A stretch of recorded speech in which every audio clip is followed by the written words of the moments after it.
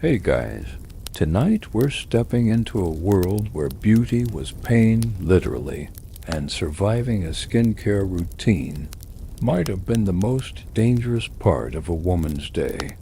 You're sitting in a darkened chamber with rushlights flickering, low and smoke curling toward the thatched ceiling. The walls are damp, the bed creaks, and the only mirror is a polished bronze dish that doesn't so much reflect as it distorts. You lean toward it, squinting at your own face. The image staring back doesn't look quite like you. The cheeks are sallow, the forehead's too small, the nose, well, let's not even start on the nose.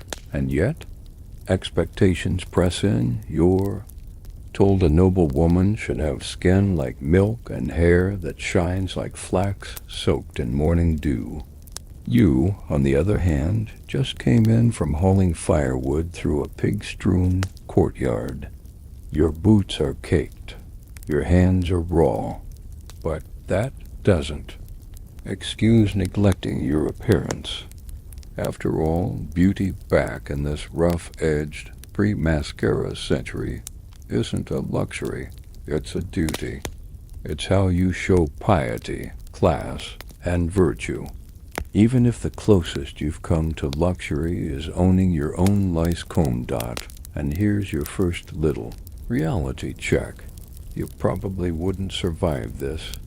Not because someone would execute you, though, hey, that was a thing, but because your modern immune system wouldn't last a week on medieval cosmetics. Lead, mercury, even crocodile dung, all were fair game in the quest for radiance dot. So before you get comfortable, take a moment to like the video and subscribe, only if you genuinely enjoy what I do here. And hey, let me know in the comments where you're tuning in from and what time it is there dot now. Dim the lights, maybe turn on a fan for that soft background hum. And let's ease into tonight's journey together. You drag a stool near the hearth and stir the embers. The chamber smells of smoke, sheep grease, and dried herbs strung from the rafters, lavender, thyme, maybe a hint of moldy rose petals. Your older sister says beauty begins with cleanliness. That's laughable, of course. No one is clean in the modern sense.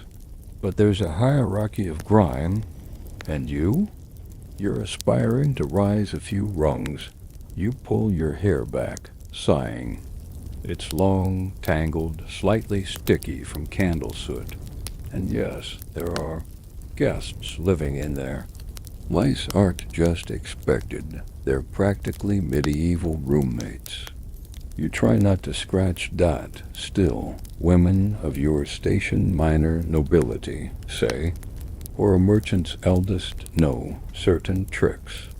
You rinse your hair weekly, sometimes with vinegar or old beer. Rosemary steeped in rainwater is a favorite, not because it smells lovely, though it does, but because someone once said it makes hair shine. And if 3 women agree on a beauty trick, it becomes gospel. Historians still argue whether these hair remedies were for health, vanity, or social status. Probably all 3. One thing's certain, medieval women worked at looking good, even when surrounded by muck and manure. Reach for your comb. It's bone-handled, gifted by your aunt on your 12th named day. The teeth are close set and carved by a man with no regard for scalp tenderness. You drag it through a section of hair and immediately regret it. But you press on because knots suggest laziness, and laziness suggests sign. A quick glance in the bronze mirror. Oh yes, the mirror. It's slightly warped, like the back of a spoon, and it magnifies your nose while shrinking your chin. You lean in, angle your face, and try to decide whether your cheeks need pinching. There's rouge in the chest, Just a crumb of it left powdered saffron and crushed beetroot pressed into a ceramic bead. You wet your finger, swirl it in the pigment, and dab each cheek. Too much, and you'll look like a tavern wench. Too little, and you'll seem sickly. There's a razor-thin line between flirtation and frailty, and you're walking it in worn-out shoes dot by candlelight. Your sister studies her own face. "Do you think I look pale enough?" she asks. You resist the urge to point out the purplish bags under her eyes. She spent the night pacing over a love letter that may or may not be from a squire with 3 goats and no title. You look fine, you say instead. Fine isn't what she wants. No woman in this era wants to look merely fine. The court poets write of women as lily alabaster statues or morning mist. The closer you resemble a half-dead flower, the more likely you are to marry well. In fact, some women take drastic measures, bleeding themselves slightly before festivals to ensure that desirable ghostly pallor. You heard once about a lady who used crushed pearl mixed with lead paste to lighten her skin. She died at 26. But until then, radiant. You try not to think about that as you prepare for the next step: eyebrow maintenance. And yes, it's a thing, even in a world without selfies. But we'll get to that soon enough. For now, you finish your rouge, rub some rosemary oil on your temples, and stand. You don't feel beautiful. You feel tired. Your hands sting from vinegar. Your back aches. But tomorrow is a feast day, and your future might just depend on how you look when the visiting baron's cousin walks by the bread table. And so you smile into your warped bronze mirror. And if it doesn't smile back well, that's just one more reason to keep adjusting. You wake with straw in your mouth. Not a poetic image, just the reality of sleeping on a mattress stuffed with hay and shared by 2 sisters, a wool blanket, and occasionally a cat with no concept of personal space. The sun hasn't fully risen, but already you can hear someone outside, splitting wood and the distant call of geese being herded to pasture. Today is hair day. You stretch, yawn, and drag yourself toward the basin. It's filled with rainwater collected 2 nights ago still. Relatively clean, but with a few suspicious floating specks. You remove the linen wrap from your hair, which has developed an impressive halo of grease, soot, and mystery smells. You try not to gag. This is what dry shampoo looks like when you don't have one. You reach for the vinegar. It's sharp. It stings your nose, but mixed with rosemary and left to steep overnight, it becomes your secret weapon. A hair rinse that's said to bring shine, repel lice, and maybe, just maybe, make the stable boy look your way without holding his breath. You tilt the bowl, pouring the mixture slowly across your scalp. It's cold. It drips down your neck. It burns a little where your skin is scratched, but you massage it in slowly, firmly, like you were taught. Not because it feels good, it doesn't, but because it's the only part of your beauty regimen that feels vaguely scientific. Historians still argue whether these herbal rinses were rooted in actual medical understanding or just passed down superstition. But rosemary, sage, nettle, they all appear in beauty manuals and herbals of the time. Some women even believed rosemary stimulated memory. So double bonus, shiny hair, and you might remember where you hid that dried apple from last winter. Once. Your hair is soaked and your eyes are watering from the vinegar fumes. You wrap it in a thin wool towel and start prepping the comb. You wince even before the first pull. Combing medieval hair isn't a gentle affair. Your comb, carved from bone, is heavy, with teeth so fine they seem designed to punish. The goal isn't just to detangle, it's to dislodge anything living. In there, because lice aren't just a nuisance. They're a guaranteed part of your social life. You remember what your aunt once said: if a lady doesn't comb her hair each day, she's inviting scandal and insects. Of course, she also thought frogs predicted the weather. Your little cousin wanders into the room, clutching a ball of yarn. Her hair is a riot of curls and crumbs, but no one expects a 7-year-old to look court-ready.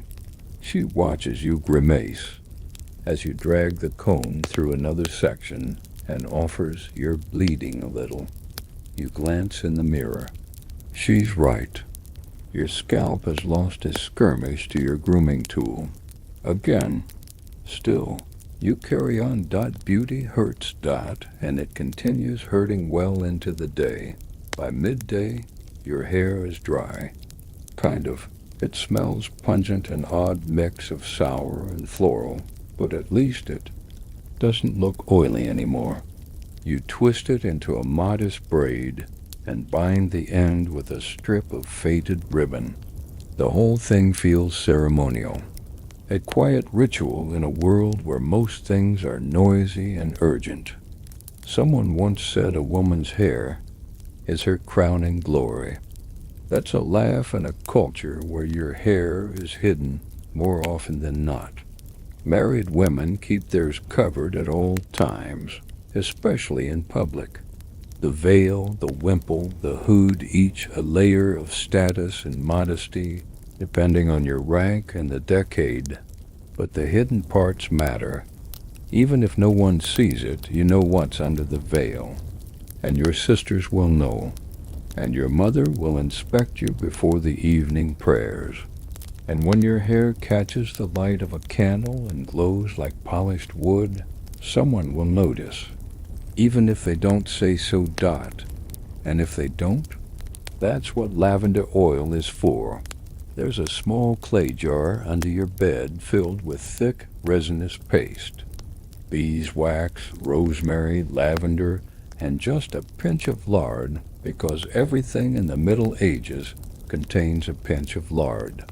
You take a little, warm it in your palm, and smooth it across the braid. It gives your hair a soft sheen, tames flyaways, and masks any lingering hints of yesterday's soup. Modern shampoos brag about leaving your hair silky, soft, and manageable. You'd settle for less crunchy.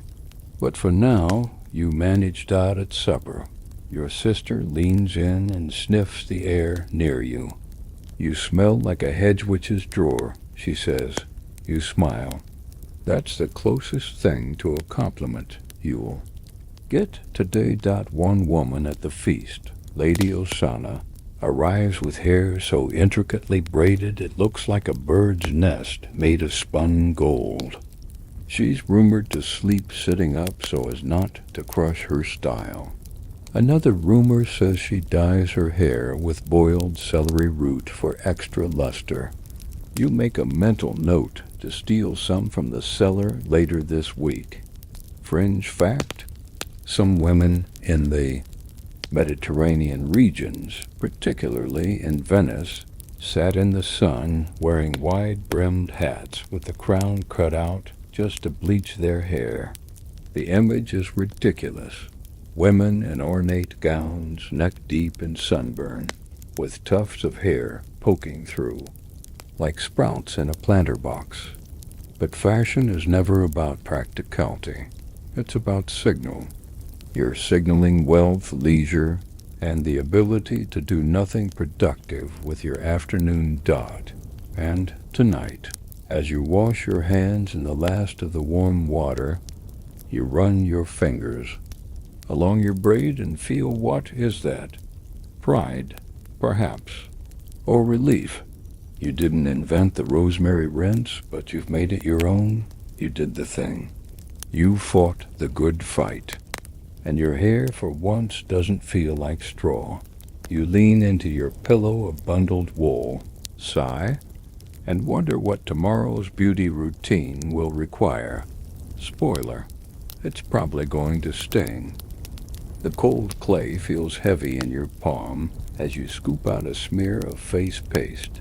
It's thick, chalky, and tinged with a faint metallic smell that never fully goes away.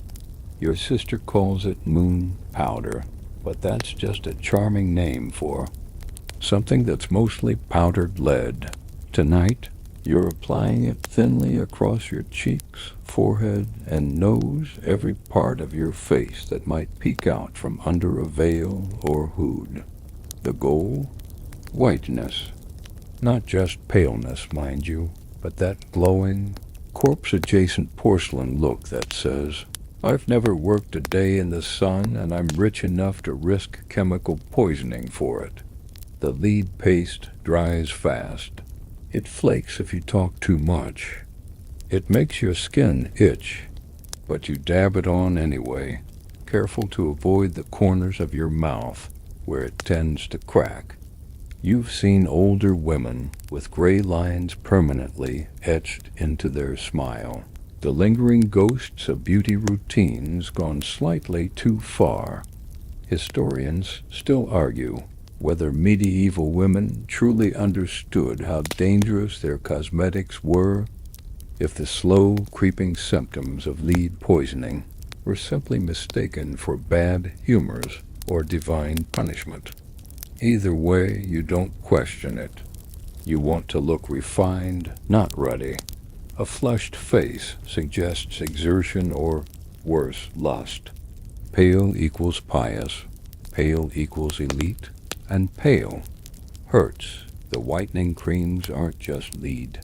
Some versions contain mercury, vinegar-soaked chalk, or even the ashes of crushed pearls if you're fabulously wealthy.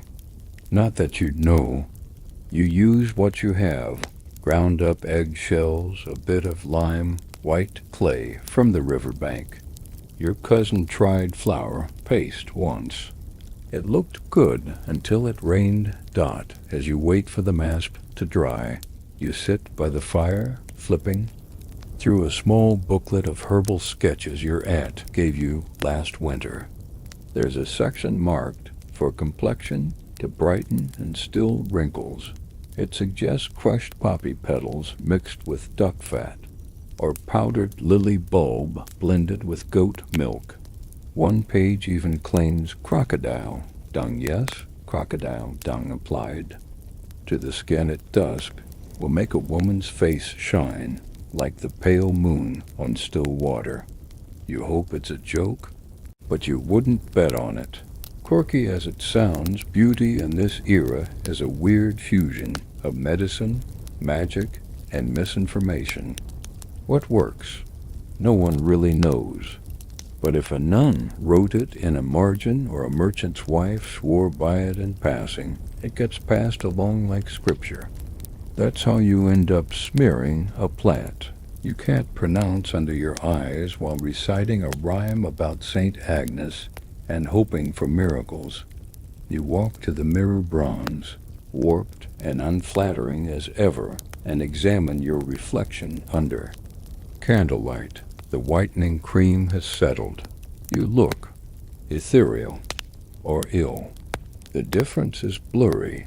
Still, there's something satisfying about this face. It's not you exactly. It's a version of you shaped by fashion, fear, and tradition. The kind of face you'd wear to a feast, or a wedding, or a very public church service where every other woman is secretly sizing you up while pretending to pray. Your sister walks in and raises an eyebrow.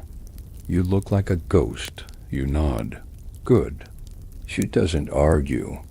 You take a pinch of ground rose petals and dust them lightly onto your cheeks to mimic a natural blush.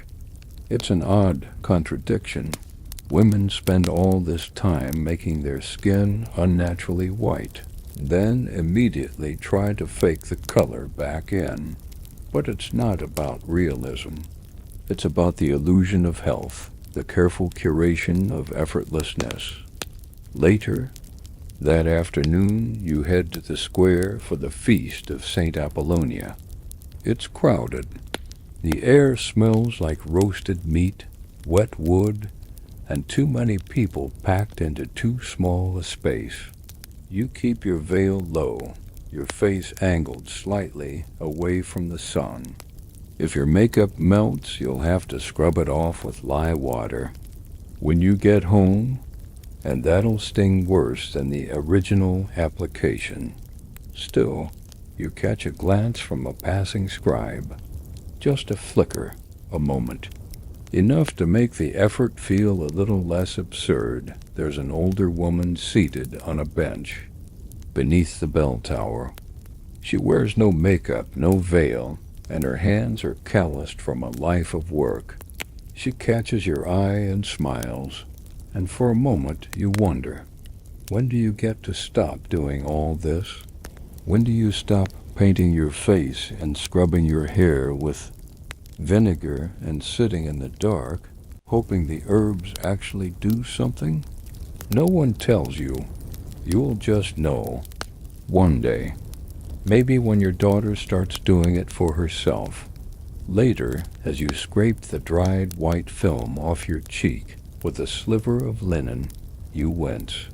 Your skin is raw underneath, a little red, a little sore. But you dab on some almond oil, whisper a prayer to St. Clair, patron of eyes, and by your logic, probably faces, and blow out the candle.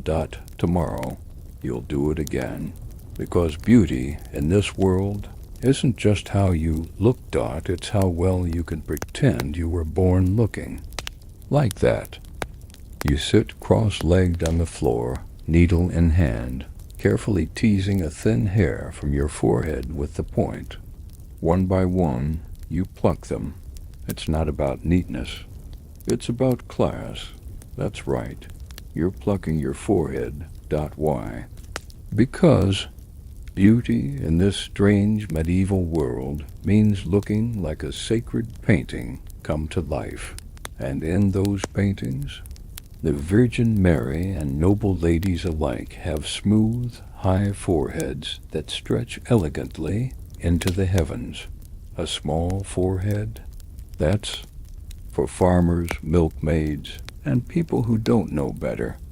A large, empty expanse above the eyes. Now that's refinement. You wince. These hairs don't want to come out. They've lived here a long time. But with every tug, you imagine yourself climbing the social ladder one follicle at a time. Your sister is doing the same beside you, but she's gone a step further. She singed off her baby hairs with a candle last week. It worked, sort of. She also lost part of her eyebrow. You've been too polite to mention it. Historians still argue whether this trend began with noble women imitating religious iconography, or if it started with royal court fashion and trickled downward. Either way, it spread like wildfire, and, not just in Europe, across cultures and centuries, women have reshaped their faces to match whatever bizarre standard is in vogue. In this case, forehead real estate. And it doesn't stop with plucking. You've heard of women using vinegar and crushed ant eggs to slow regrowth, or tying tight ribbons around their brows overnight, hoping it'll retrain their hairline. One woman allegedly used fish guts. You're still not sure if that was a beauty trick or a punishment. You pause to rub your skin, now tingling and red. It feels wrong, but you keep going. In the corner, a young maid watches curiously. She's not of age yet, just 13, still, all elbows and untamed curls. Does it hurt? She whispers. You nod. Yes. She nods back as if pain is an expected tax on growing up. And it is dot by mid-morning. Your forehead is smooth, bare, and gleaming with a thin layer of balm goose fat mixed with rose water. Your face looks oddly long, unfamiliar, but fashionable. Dot. Then it's time for the eyebrows. Dot. Yes, you've already plucked the forehead. No, you're not done. Eyebrows must be shaped, carefully, delicately. You want them thin, but not absent. Arched, but not dramatic. It's a balancing act, and the stakes are high. The wrong eyebrows, and you might be mistaken for a nun on punishment duty. Or worse, a courtesan trying too hard. You take your walnut bark ash and mix it with a bit of oil, creating a dark, muddy paste. With the edge of a chicken feather, you gently draw a graceful curve above each eye. You concentrate. Too thick, and it looks clownish. Too thin, and it disappears under your wimple. And heaven forbid someone sees you applying it. Dot. In this time, the goal is to appear beautiful without effort. Admitting to cosmetic work, especially anything painted, is seen as vain or even deceptive, so you always apply it privately, quietly. And if asked how you got such perfect brows, oh, these, just God's blessing, even though it's clearly the work of a borrowed feather and some roasted nutshells. Dot. It's a little funny when you think about it. You're removing one part of your face and drawing another back on, like a medieval paper doll, all to achieve a look that's half fantasy, half illusion, and fully exhausting. But this is what beauty demands. You must look like you were born to glide through candlelit halls, not toil in them, even if you spent the morning scrubbing ash from your brother's leggings. A woman down the street, Agnes, who's married to the cooper, once refused to pluck her hairline. She claimed it was vanity. Her neighbors whispered she was hiding a devil's mark beneath her fringe. No one says it aloud, but you're pretty sure that's why she got skipped over for the May Queen Festival last spring. Dot. And so, you pluck. You redraw. You blend soot and oil and hope it doesn't rain. Dot. Later that week, your friend Mari comes to visit. She's been experimenting with something new, crushing elderberries and mixing the juice with fine ash to create a more purplish tint for the brows. It makes your eyes look bluer, she says proudly. You try it. She's right. But by dinner, the berries have oxidized into something closer to green. That night, you go to church and bow your head in prayer, knowing full well your forehead is gleaming and your eyebrows are slightly moss-colored, but you feel elegant. Your mother even smiles at you from across the pew. It's hard to tell whether it's pride or relief. Either way, it's better than disapproval. And when the candlelight catches your face just right, you imagine yourself on a manuscript page. Gilded halo, flowing robes, perfect brows, infinite forehead. Dot. You try not to smirk, because beauty here isn't just vanity, it's a kind of performance. And tonight, you've nailed your part, even if your scalp is still sore. The blade glints faintly in the morning light, small, curved, and wickedly sharp. It's the same one your uncle uses to skin rabbits. Today, it's for you. Dot. Not for your skin. Not exactly. For your blood. You sit on a stool near the hearth, sleeves rolled up, trying not to flinch as the apothecary's apprentice readies the lancet. He's barely older than you, sweaty hands, crooked teeth. Looks more nervous than you feel, which is saying something. Just a little, he mutters. It helps with complexion. Sure, that's why you're here. Not because you're ill. Not because you've caught the winter chills or have too much bile. No, this is a beauty bleed. You want pale skin. The kind that says, I've never lifted a bucket in my life. And short of becoming a ghost, this is your next best option. You close your eyes. The prick is fast, sharp, immediate. A few drops of blood bubble up. The apprentice catches them with a rag. You feel woozy, but only for a second. Then it passes, and he wraps your arm with linen soaked in vinegar and sage dot. There dot, done dot. You walk home with your cloak drawn tight, your steps slightly slower, a little dazed but proud. You've just taken part in a ritual that countless women before you have embraced, because in a world obsessed with paleness, bloodletting for beauty is a real thing. Historians still argue whether these non-medical bleedings were sanctioned or simply tolerated. Some think they were private indulgences. Others say they were recommended by midwives and even friars. After all, everyone believed in humors. Too much blood meant imbalance. An imbalance showed on the skin. But let's be honest, this wasn't about balance. This was about blushing less and glowing more. Your cousin tried it once before a betrothal feast. She nearly fainted into her soup, but her cheeks were porcelain the whole night, and no one talked about her fainting. They talked about her delicate glow. You reach your cottage and lean against the doorframe. The world tilts slightly.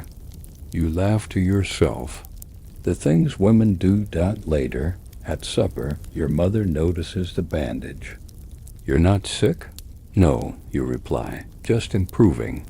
She doesn't press further. Your brother makes a joke about leeches. You roll your eyes. Leeches are expensive. Not every girl gets the luxury of slimy precision. You had to settle. For the apprentice with his shaking hands and vinegar rags. Still, it worked. By morning, your skin is luminous. Pale, not ghostly, but soft, candlelit. The way the songs describe noble ladies who get whisked off to castles. You spend the day indoors. Sun exposure would undo the entire point. And also, you're still dizzy. Instead, you lounge near the open window, sipping watered wine and pretending to be the kind of woman whose beauty just happens without effort. Your sister walks by and snorts. You look half dead. Thank you, you say, because that's the compliment. That's the target. And when the merchant's son strolls past the house on his way to market, you just happen to be leaning near the window. He glances up, pauses, smiles. Victory. That night you soak your face in rose water and honey, not because it heals, just because it feels like a reward. Your skin is tender where the blood left, and you dab at it with a strip of linen while humming a song. There's a moment fleeting where you wonder if any of this is worth it. All the plucking, the pastes, the potions, the punctures, but then you look at your reflection in the polished dish. And yes, it still distorts your features, but your cheeks really do glow, like a saint in stained glass. And in a world where illness and labor mark a woman's body before she's 20, looking untouchable otherworldly is a kind of power, a quiet, painful, bleeding kind. Just be careful not to stand up too fast. You lean over a cracked wooden table, grinding dried rosemary with the flat of a spoon. A small bowl beside you holds crushed eggshells, a pinch of salt, and something that vaguely smells like burned toast. This, apparently, is toothpaste, or close enough. Your teeth hurt, not from decay, though that's coming, surely, but from the brushing itself. You take a twig, fray the end with your knife until it looks like a tiny broom. Then dip it into the paste and begin to scrub. It's gritty, sharp, and absolutely unpleasant. But what's the alternative? Blackened teeth? Breath that smells like boiled turnips? No, thank you. You scrub harder. It's easy to forget. Living in a world without mirrors and Instagram, that oral hygiene still mattered, especially for women, especially if you were unmarried. After all, if someone's going to kiss you, likely during a wedding ritual or on the cheek at market, they'd prefer not to recoil. Historians still debate how widespread daily dental care was in the Middle Ages, but recipes for tooth powders and breath potions show up in manuscripts from Italy to England. Some contain ground charcoal, mint leaves, and even powdered deer antler. One even includes dried mouse brains, though scholars can't agree if that was metaphorical or literal. Yours is rosemary and burnt salt. You finish brushing, wincing at the lingering bitterness on your tongue. Then you take a clove-studded pomander from your pouch and hold it under your nose, breathing in sharply. Better. Not good, but better. Your aunt swears by chewing parsley and fennel seeds. Your cousin uses apple vinegar rinses and swears it makes her breath dance like springtime. You're unconvinced. Some noble women suck on cinnamon bark. If you're lucky enough to get imported spices, you flaunt them between your teeth, on your breath, or even baked into those strange little clove cookies the monks trade for goose fat. But if you're unlucky, you chew on twigs, or dried rose petals, or in truly desperate times, boiled leather soaked in mint oil. You glance down at your wooden cup. Inside is a mouth potion given to you by a traveling friar. It smells faintly of fermented honey and lavender. The label hand-scratched in Latin promises freshness of the soul and purity of the breath. You swirl it around, gag, spit into the fire. Your breath is passable. At least your sister stops flinching when you speak too closely. But the teeth? That's another story. In a world without sugar, tooth decay is slower but not absent. You eat tough bread, salted fish, sour wine, and preserved meats. The food wears you down, literally. A few months ago, a woman in the next village had a tooth pulled by the blacksmith. He used tongs. She screamed until her nose bled. And now she whistles when she speaks. So yes, you scrub and polish. And pray. Fringe belief says sleeping with a sprig of sage under your pillow will keep your teeth strong. Another insists that kissing a donkey's tooth before dawn prevents rot. You tried the sage. The donkey's tooth? Maybe later. At the weekly gathering in the town square, you watch the ladies arrive. You note whose breath is laced with aniseed, who has polished their teeth to a dull yellow gleam, who chews constantly, hiding whatever scent they can. You catch the eye of a young knight's daughter, maybe 15, with shockingly white teeth. She's chewing clove bark and smiling like a duchess. Imported spices, your friend whispers. Her father's steward just returned from Venice. Venice, where they have lemons and honeyed rose water, and real dentists. You sigh that your own breath smells vaguely of smoldering herbs and vinegar. Not awful, not great, but at least you don't smell like pickled onions and fatigue, which is how your brother always seems to show up. That night, you boil a few cloves in water and add a splash of ale, swirling the mixture in your mouth while staring at the fire. You wonder if this is what elegance tastes like. Probably not. But it's yours. And tomorrow you'll do it again. Because in this world, a clean mouth isn't about kisses or health dot. It's about control. About showing that even when everything else is dirty, smoky, and slightly rotten, you have standards, even if they come with rosemary splinters in your gums. It's late morning, and you're squinting at your reflection in the warped mirror again, brush in hand. A dab of walnut bark paste rests on your thumb. You lean closer. You've done your hair. You've powdered your face. Your breath smells like clove and regret.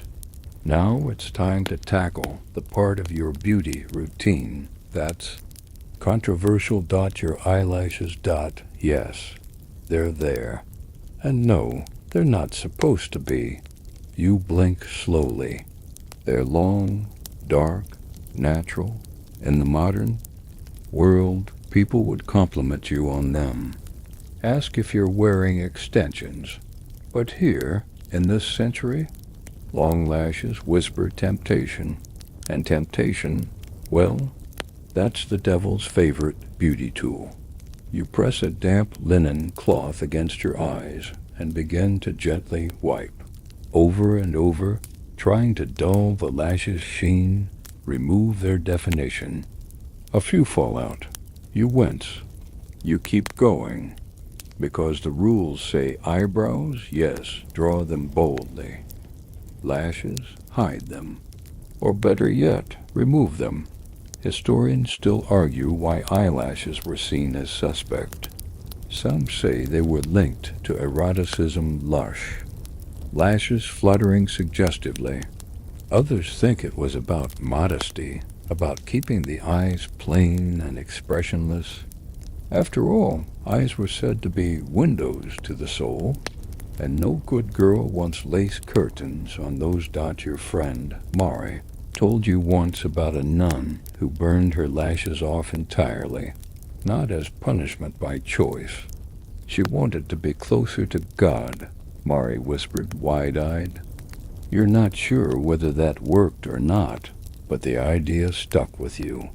You rinse your cloth, dab again, and then reach for your walnut paste. You use the corner of a flat stick to paint your brows darker. Today's look is introspective. Noble woman, possibly mourning, but still stylish. You think you've nailed it. Then your younger sister walks in. Why do you darken those and erase the others? She asks. You sigh. Because this is what elegance looks like. She squints. Elegance looks uneven. She's not wrong. Your face is half enhanced, half diminished. But that's the ideal. The brows are sculpted and noble. The eyes, quiet, unassuming. Virginal. You wonder how long that standard will last. Probably just until the next court fashion arrives and reverses everything again. Beauty, after all, is a moving target. You remember last year when Lady Isabel showed up at the winter feast with lashes darkened using soot and a bit of goose fat. The entire hall gasped. Some said she was enchanting. Others whispered that her soul was surely in jeopardy. One priest claimed her eyes mimicked the gaze of Lilith. The next week she was mysteriously absent from Mass. You haven't seen her since. You blink again at your reflection. Lashes shorter now, almost invisible, perfect. You lower your veil gently, letting it frame your face like the petals of a flower. With the lashes soft, your gaze appears less sharp, more demure, as if you're constantly halfway to a prayer. It's exhausting. And still, you comply, because this is the invisible dance you've been taught. Amplify here, erase there. Look awake, but not too alive. Glowing, but not glamorous. You must walk the fine line between holiness and desirability, balancing like a tightrope walker with a bowl of lard in one hand and a pot of soot in the other. Later in the day, you and a few other girls gather near the church fountain. The older ones gossip, the younger ones play. You sit silently, watching how each woman's eyes are framed, some bold, others barely outlined, some painted in secret, others stripped down to purity. And you notice something funny. The ones who erase their lashes the most often speak the loudest. It's almost as if silencing the eyes gives them permission to shout elsewhere. You smile to yourself. A quiet little rebellion tucked between blinks. That evening, by candlelight, you write a short prayer in your journal, asking for clear skin, smooth hair, and, just maybe, a better face in the afterlife. You close your eyes, lashes barely brushing your cheeks. Modest, measured, just right. You wake before the bell tower chimes. The room is thick with the scent of dried herbs and damp linen. Outside, the sun hasn't broken the clouds, but you already know it'll be a warm day, the kind that makes your wool shift cling like wet bread, and you start to worry, because warm days mean sweat, and sweat means odor, and odor in this delicate medieval dance of appearances is something a lady cannot afford. You sit upright and reach immediately for the small pouch beside your straw mattress. Inside, a bundle of crushed marjoram, mint, and a few dry violet petals. You pinch the herbs and rub them behind your ears, along your collarbone, and the inside of your elbows. It doesn't mask everything, but it helps. The truth is, body odor is just life. Bathing is infrequent, water is cold or dangerous, and perfumes, real perfumes, are expensive imports from the East. You do what you can. Some women burn herbs into their clothing to scent the fabric. Others tuck dried lavender into their sleeves, or wear fragrant wax beads in pouches beneath their shifts. One woman in your village sews little satchels of crushed sage into her underarm seams. Another just layers on so many cloves she smells like a bakery in morning. You once tried rubbing your armpits with garlic to neutralize the bad humors, as recommended in a local herbwoman's manuscript. You spent the next 3 days alone. Historians still argue whether medieval people were truly dirtier than we think, or if we've overestimated the stench based on exaggerated travel accounts. Some sources suggest that nobles, in particular, were obsessive about smelling sweet, if not clean, then at least fragrant. Which brings us to saffron. You open a tiny tin and lift the lid. The scent hits you, floral, warm, and slightly bitter. Saffron is golden, rare, and expensive. You only have a pinch gifted by your aunt after her last visit to the priory. Today, you'll wear it. You dampen your fingers, touch the saffron dust, and rub it along your pulse points, behind the ears, the neck. Even a tiny dot behind each knee. The warmth of your body activates it. Soon the scent will rise and hover around you like a halo. You dress carefully. A clean shift, as clean as anything ever is, your better kirtle, and a light cloak to absorb sweat before it shows through. You tuck sprigs of rosemary and thyme into the folds and pull your veil just so elegantly draped. But breathable. Your sister walks in, already flushed from tending the goat pens. You used the saffron? She asks, mildly jealous. You nod. She shrugs. Better hope it doesn't rain, because if it does, your golden perfume will dissolve, and you'll just smell like damp hay again. But for now, you feel regal. It's a market day, and you walk the cobbled path with confidence. Other women have made their own efforts. Ribbons perfumed with rose oil, pomanders carved into little apples hanging from belts. One woman even wears orange peel sewn into her sleeve. And then there's the contrast. You pass a woman peasant, middle-aged, hard-working, probably up since before dawn. She smells of onions and honest labor. Not foul, exactly. Just strong. The moment she's gone, another girl leans toward you and whispers, "She reeks." You feel a twinge of guilt, but only a twinge. Because in this world, how you smell is status.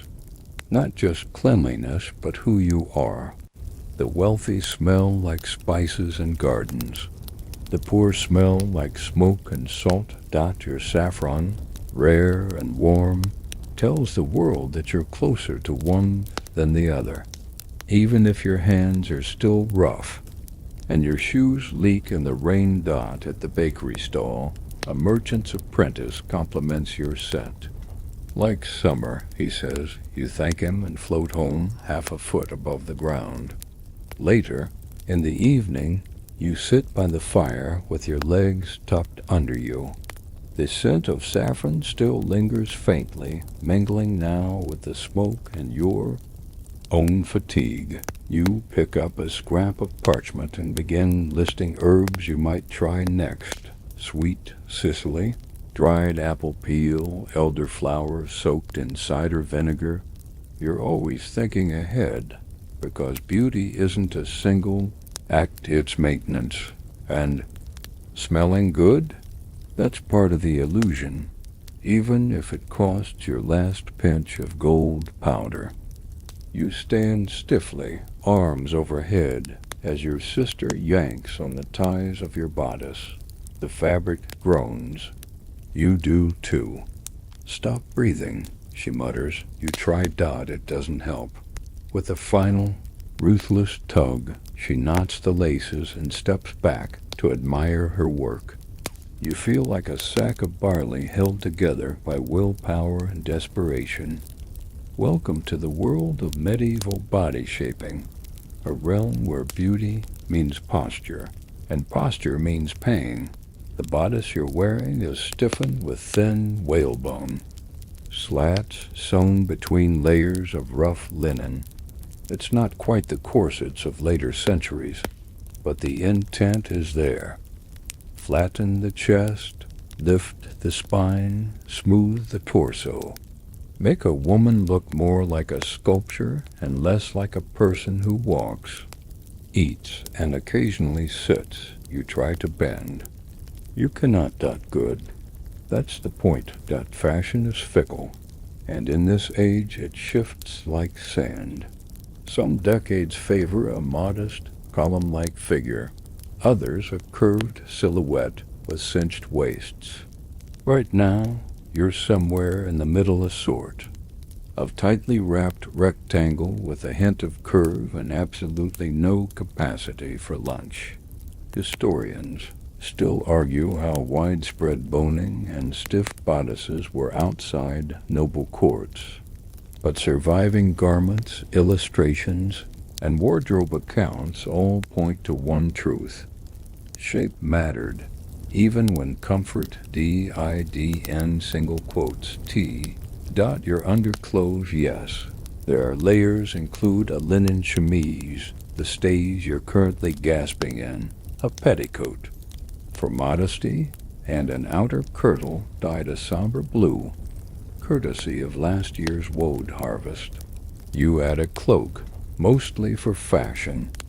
It's warm out, but cloaks hide sweat, bad posture, and conveniently any emotional instability caused by not being able to exhale fully. You sit, sort of dot your knees bend, but your back remains bolt upright, like you're being judged by saints. You rest your hands on your lap and practice stillness. You've been told many times, elegance begins with control. A straight spine, calm breathing, no fidgeting. If you must move, glide. If you must speak, murmur dot, and if you must itch dash don single quotes t dot. You remember last week when a young girl from the mill tried to scratch her thigh through 3 layers of skirt and accidentally appended a pew at Vespers. She hasn't made eye contact since that your mother walks in and nods approvingly at your posture. Now you look like someone who might marry up. You nod slightly, careful not to pop a seam. That's the game, after all. Looking like someone worth being noticed. Because while men display wealth through land and titles, women do it with poise and packaging, and sometimes padding. You shuffle over to your chest and pull out the small linen bundles. Stuffed with wool and stitched shut, they're designed to fill out your hips just a little. You tuck them under your petticoat and adjust the fall of your skirt. There. Now your silhouette is fertile, but still modest, a fine line. Fringe. Tip? Some girls use rolled-up socks. Others stuff their sleeves to make their arms look fuller, softer, more lady-like. You once heard of a woman who padded her entire stomach to simulate early pregnancy, thinking it made her look more desirable.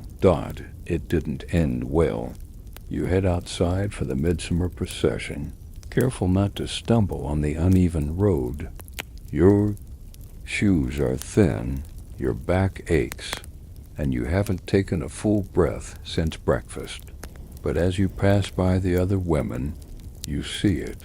The admiring glances, the subtle nods, the quiet acknowledgments that yes, you've done it right. One woman trips slightly on a stone and instinctively bends at the waist to catch herself. Her bodice creaks. There's an audible pop. Someone gasps. She straightens quickly, blushes, and hurries away. You feel a pang of sympathy, then adjust your own cloak to better hide the place where your shoulder strap is digging into your skin. At the feast, you don't eat much. Can't, really. The laces press into your ribs and every swallow feels like a gamble. You sip thin broth and chew slowly, quietly. Daintiness is part of the illusion, too. Later, back in your chamber, your sister begins unlacing you. The release is immediate. You exhale like a punctured wineskin and nearly collapse into the chair. Beautiful, she says, sarcastic. You laugh, wheezing slightly. But there is a strange satisfaction in it, because for a few hours you held yourself like someone important, someone worthy of admiration, even if it was built on stiff seams and lies. You stretch out on the bed, bones sighing with relief. Your hips ache, your shoulders sting, but your back? Still straight, because in this world, beauty isn't how you feel. It's how well you hide what you feel. The moon is high, but your chamber still smells like crushed basil and wilted rose petals. A half-burned beeswax candle flickers beside a worn cloth bundle. Inside, a collection of oddities that most men would call nonsense unless they wanted something from you. Tonight, you're not mixing cosmetics, you're mixing magic. You check that the door's bolted and your sister is snoring. Then you sit cross-legged and begin. A dried violet goes in the bowl, followed by a shred of ribbon soaked in honey water and a pinch of powdered yarrow. You don't know whether this potion will work, but you believe in the ritual, because beauty in your time isn't just a question of appearance. It's about attraction, influence, desire, and desire, as everyone knows, walks hand in hand with enchantment. You mutter a few lines quietly, rhythmically, something half remembered from your grandmother who swore it made men follow you like a candle flame. The words don't rhyme. They barely make sense, but they feel old and powerful. This is your lover's lotion. It won't smooth your skin or brighten your hair, but it's said to draw a gaze, to encourage a hand to linger, to tip the scales just slightly in your favor. You dab it behind each air and feel a little thrill. Not because you believe in magic completely, but because it's the only time you get to play with your image without rules. No, none. With a ruler. No anti-muttering about saints. Just you and your whispering hopes. Historians still argue how widespread these beauty spells really were. Some say they were common among peasant women. Others insist they were secret luxuries passed down by midwives and traveling herbalists. There's even a case of a noble woman being accused of witchcraft for using rose oil and beeswax on her lips too provocatively. But in truth, most of these spells weren't sinister. They were practical.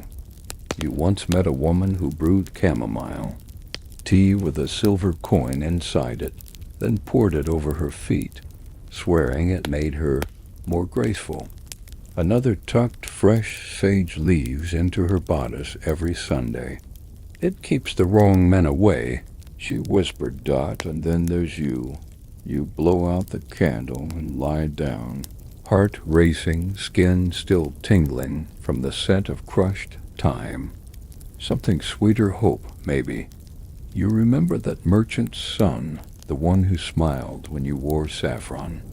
You wonder if he'll notice you again at the market tomorrow, if I'll step closer, if I'll speak, and if he does, you'll act surprised, as if you hadn't spent an hour whispering to rose petals last night like a lovesick apothecary.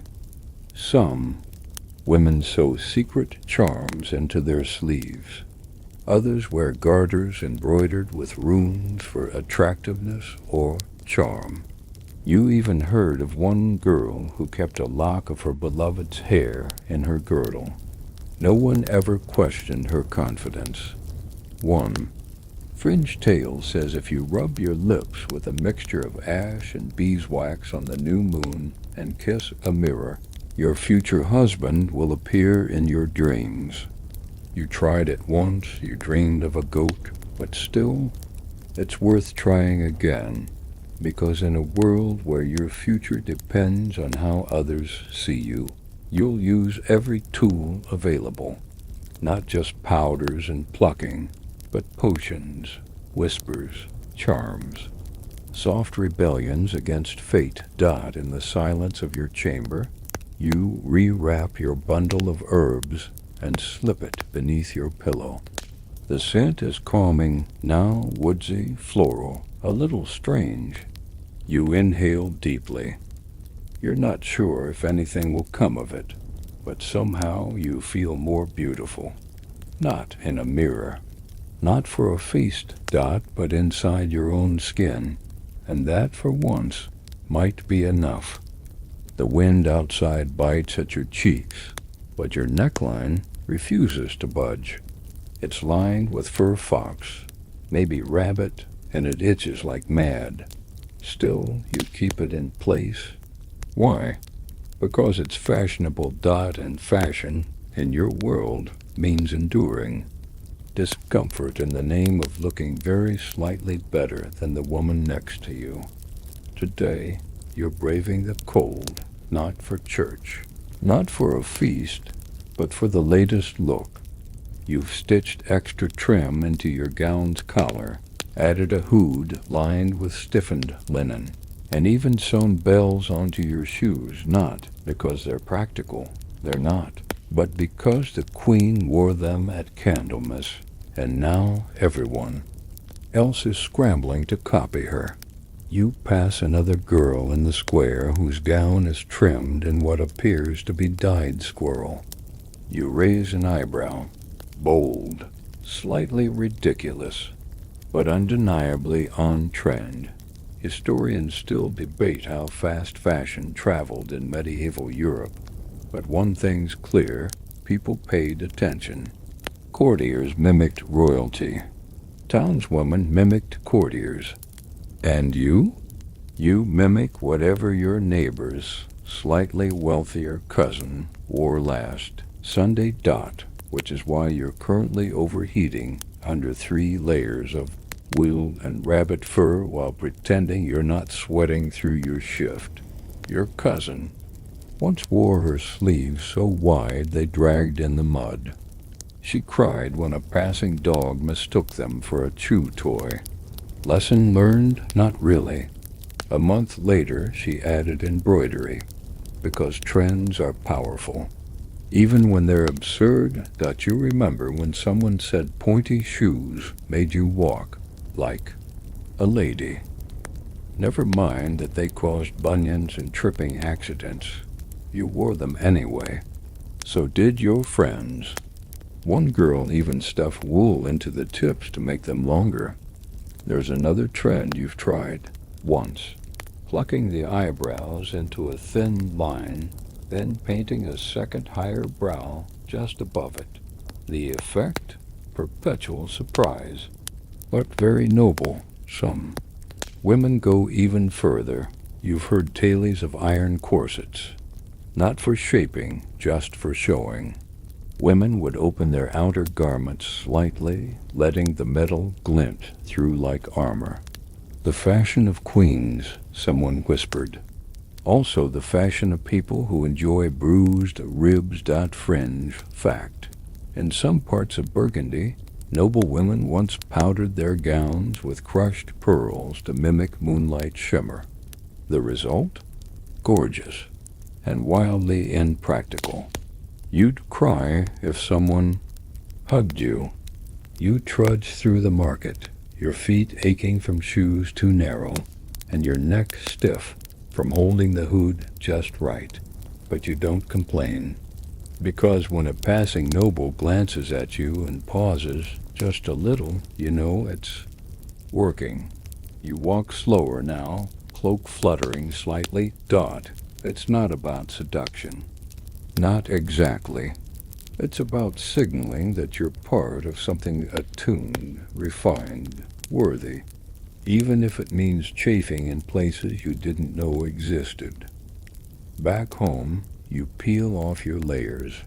The fire is low, but your face is flushed. You collapse onto the bench, gasping like a knight returned from battle. Your sister grins. Worth it? You nod. Barely. Then you pull out your sewing kit, because tomorrow you're adding another inch of brocade to your sleeves, and maybe, just maybe, a decorative belt that jingles when you walk. No one asked for it, but that's not the point. Fashion in this age isn't about asking. It's about showing up already dressed for the part, whether that part is lady in waiting, bride in training, or mysterious stranger with impeccable sleeve trim. So you stitch and plan. And endure, because beauty isn't static. It evolves, and you're determined to evolve with it, no matter how itchy that fox fur gets. You sit on a stool in the corner of a smoky room, one stocking down and your foot resting awkwardly in a shallow basin. The wise woman hums tunelessly to herself as she rummages through a basket of dried roots and old twine. You're not sick. Not exactly. You just have a wart. Right on your ankle. Small, hard, barely noticeable, but enough to ruin the illusion of soft, unblemished maidenhood should anyone catch a glimpse when you hike up your skirts to cross a stream. So here you are, ankle bared to the drafty air, watching as the local healer Agnes, 70 years old if she's a day, prepares a remedy that's half medicine, half spell, and fully strange. She wraps a length of red thread around your toe, muttering under her breath. Then she smears something that smells like garlic and vinegar onto the wart, followed by a tap with a small stick carved with what she claims is a healing rune. You wince. Will it hurt? She shrugs. Only if it's working. This is wart. Magic a real thing, documented in folk records, herbal manuscripts, and household notebooks tucked between pages of recipes and songs. Historians still argue whether these treatments were genuinely believed or just cultural leftovers, rituals. People performed because their mothers did, and their mothers before them. Some were probably rooted in real medicinal logic. Vinegar does have antiseptic qualities, while others involved burying potatoes, whispering names backward, or rubbing the blemish under moonlight. You've tried soap, scratching, praying, nothing. Worked. So now? You're in the back of a thatched cottage with a garlic foot and a sliver of hope. It's not just about vanity. Blemishes, warts, boils, blotches could be seen as sign of disease, of curses. You once heard of a girl who had a large birthmark on her shoulder. Her betrothed's family claimed it was the devil's kiss and called off the wedding. She later became a nun, which is either a happy ending or a retreat, depending on who's telling the story. So yes, a wart matters. After applying the paste, Agnes wraps your foot in a leaf burdock, maybe, and ties it with twine. Leave it overnight, she says. Bury the thread under a new moon. Don't talk to men while it heals. You nod solemnly, even though the last part sounds suspiciously like advice she gives everyone. You hobble home, half amused, half worried. Your ankle stings, but not terribly. You pass your sister on the way in. She raises an eyebrow at your bundled foot. Snake bite? No, just vanity, she laughs. Well, that's incurable. That night, you sit by the hearth and open your little notebook. Not a diary, those don't really exist yet, but a bundle of notes on everything you've tried to keep your appearance in line with the times. You flip to a page marked skin spots. It's already full. Vinegar, crushed chalk, morning dew, butter salve, chicken fat, even the juice of a green apple rubbed into the blemish before sunrise. On a Thursday. You add Agnes's garlic foot ritual. Possibly effective. Slight burning. Mild embarrassment. A week later, the wart is gone. You don't tell anyone, but you do whisper a quiet thank you when passing her cottage on your way to fetch water. Of course, it's not just warts. You've heard of similar rituals for freckles, moles, even rough hands. Some girls soak their fingers in warm milk and honey each night. Others wear gloves to bed in summer just to keep their skin soft. A few rub their faces with stale bread soaked in wine, then sleep facing east.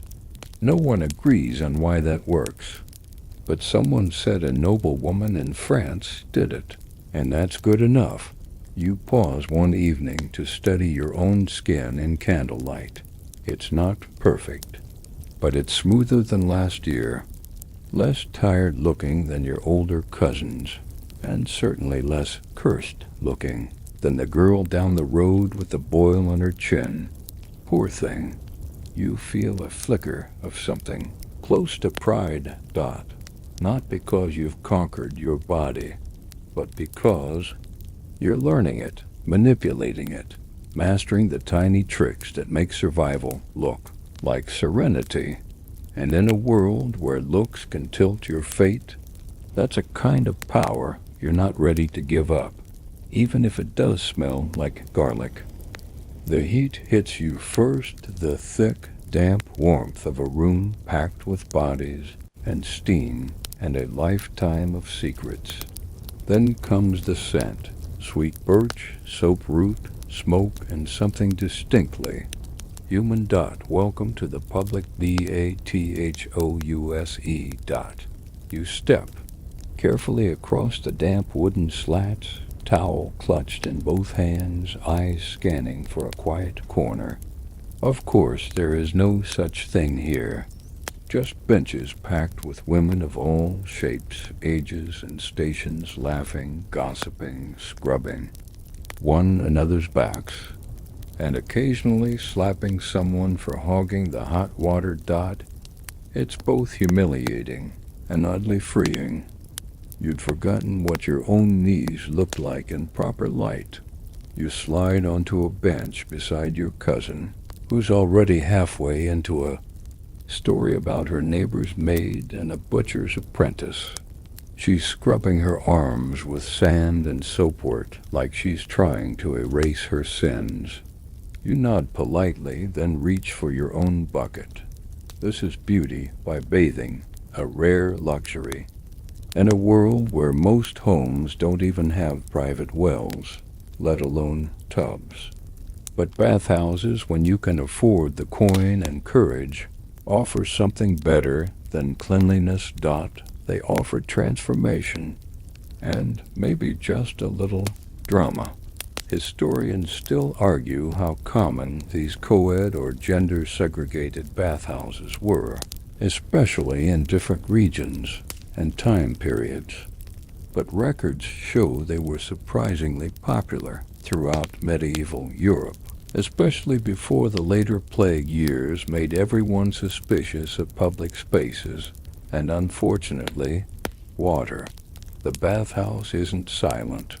Far from it. Women talk over each other, trade herbal mixtures, share gossip, and eye each other's bodies with a mix of envy and critique.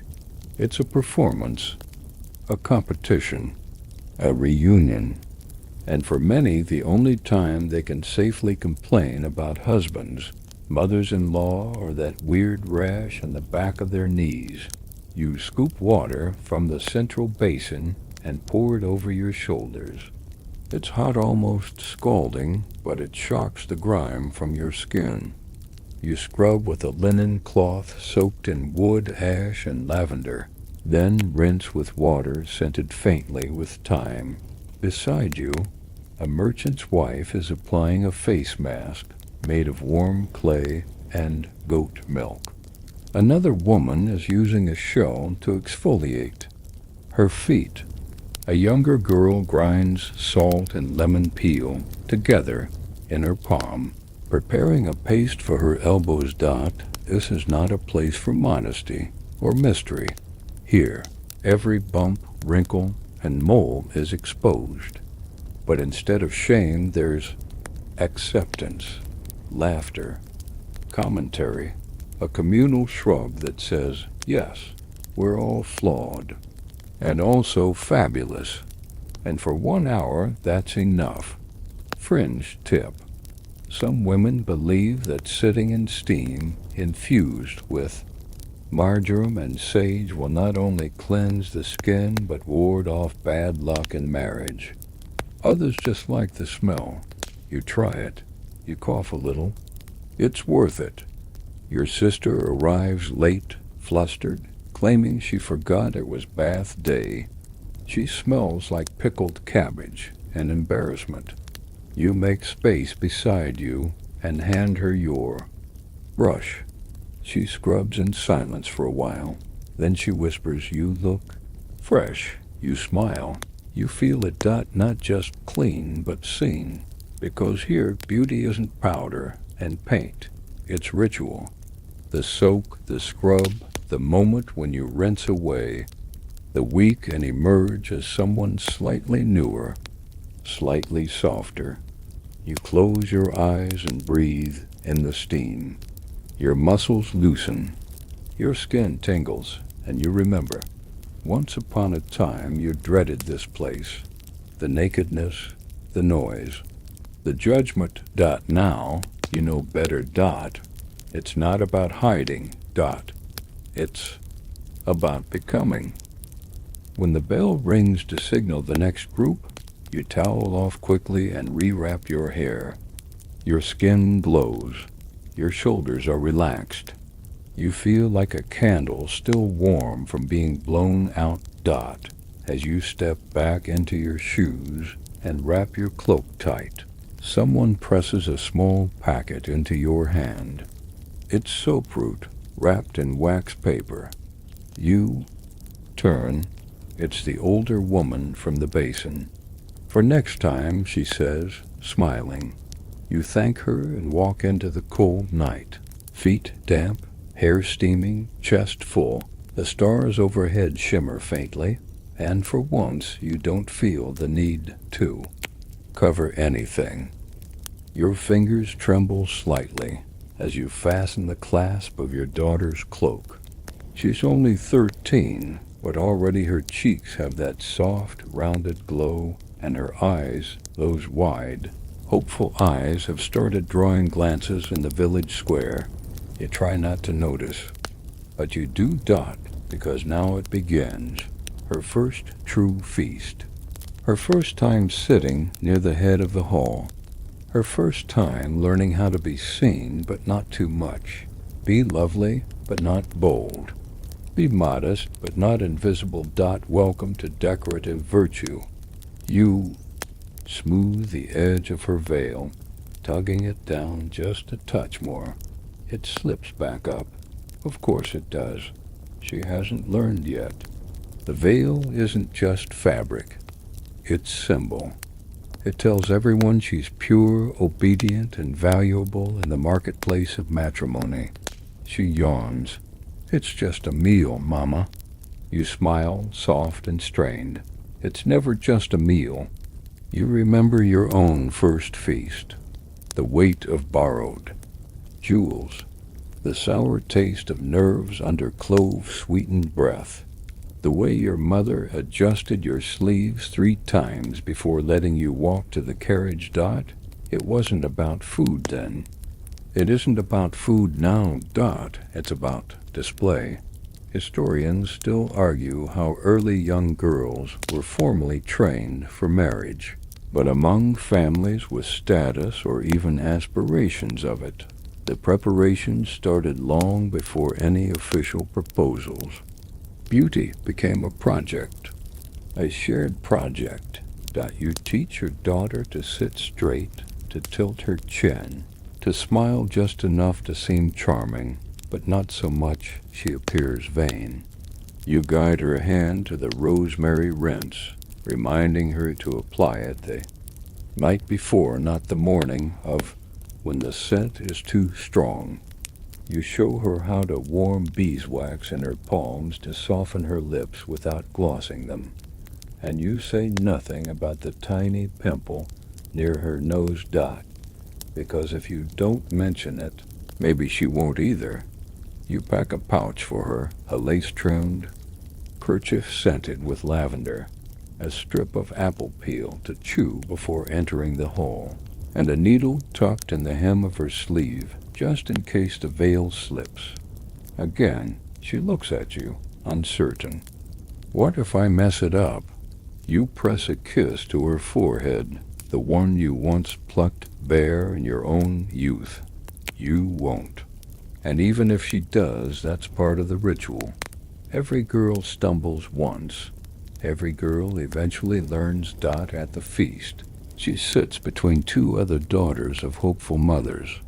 They're all dressed in similar shades of muted green and blue, the colors of girls who are presentable but not yet claimed. One girl fidgets.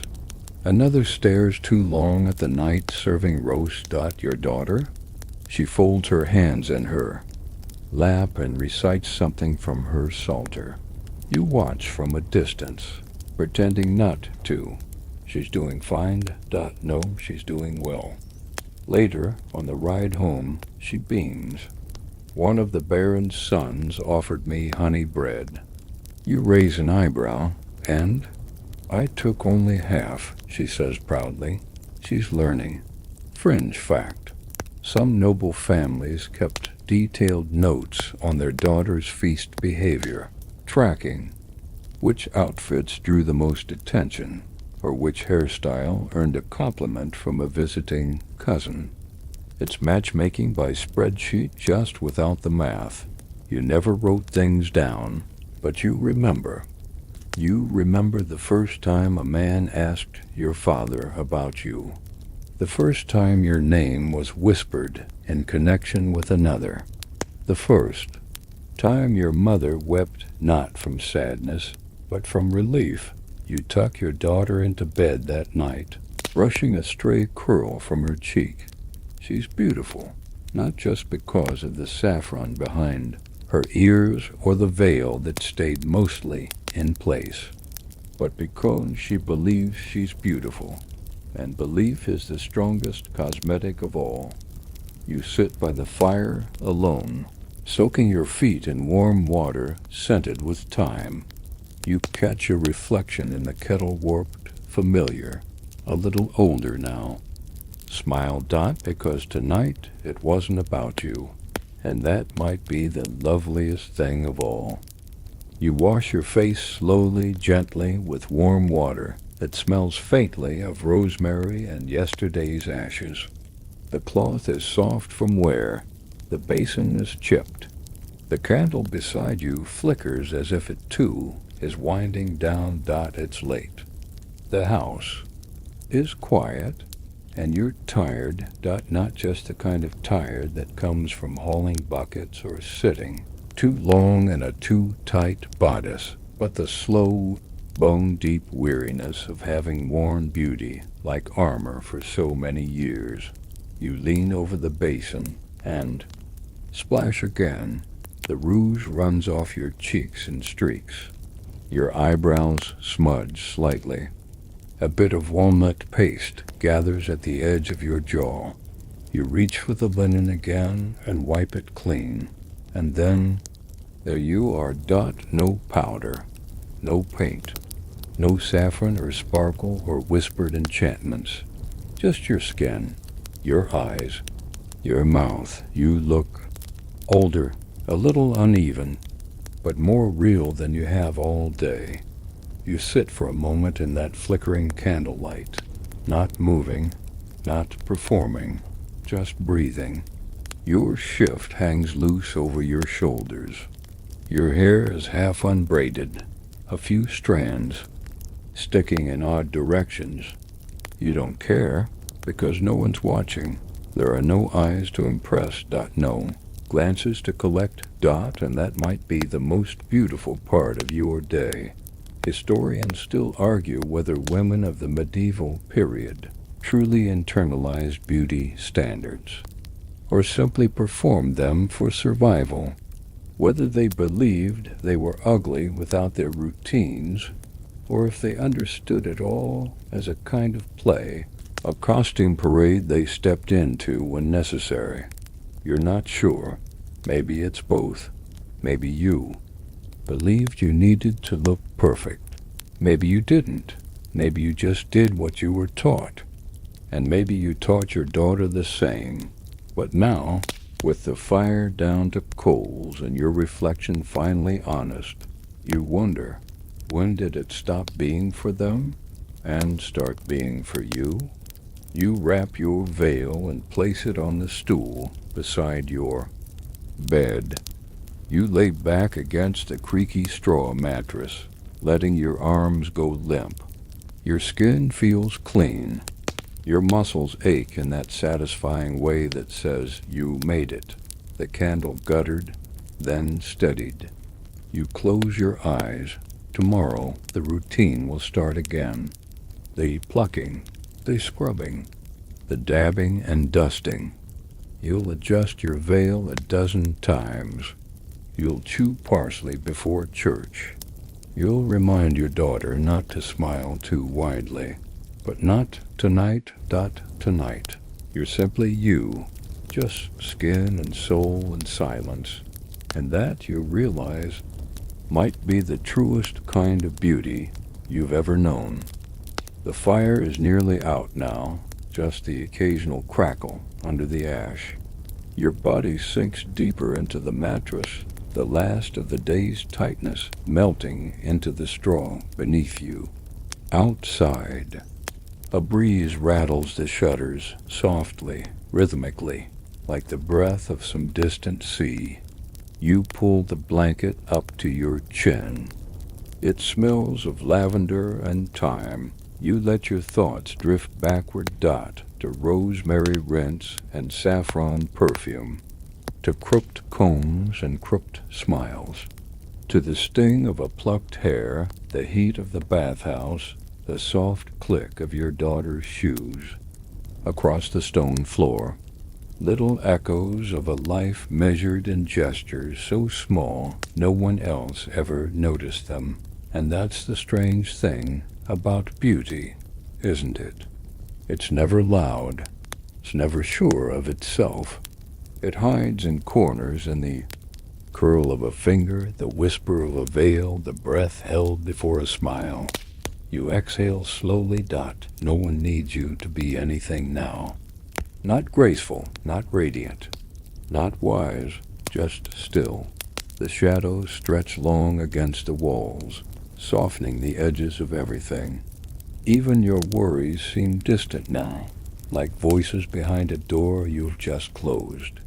You nestle your face deeper into the pillow. The candle flickers once, then fades. And in that perfect hush, you are everything and nothing. You are the girl in the mirror, the woman in the veil, the mother at the feast, the breath in the dark. Sleep comes softly. And beauty tonight comes not from paint or powder, but from peace. Sweet dreams.